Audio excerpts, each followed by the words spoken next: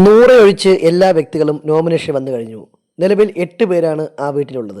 Grand ഫിനാലിലേക്ക് പോകുമ്പോൾ 5 പേരുമായിട്ടായിരിക്കും പോവുക. സ്വാഭാവികമായിട്ടും ഇനി 3 എവിക്ഷൻ നടക്കാനുണ്ട്. അപ്പോൾ മിഡ് വീക്ക് എവിക്ഷൻ എന്ന പോസിബിലിറ്റി വളരെയധികം കൂടുതലാണ്. മിഡ് വീക്ക് എവിക്ഷൻ നടക്കാനുള്ള ചാൻസ് ഈ ആഴ്ചയോ അടുത്ത ആഴ്ചയോ നടക്കാനുള്ള ചാൻസ് കൂടുതലാണ്. അങ്ങനെ ഈ ആഴ്ചയാണ് മിഡ് വീക്ക് എവിക്ഷൻ നടക്കുന്നതെങ്കിൽ 100% പുറത്താവാൻ ചാൻസ് ഉള്ളത് നമ്മുടെ ആകാശ് സാവുമാനാണ്.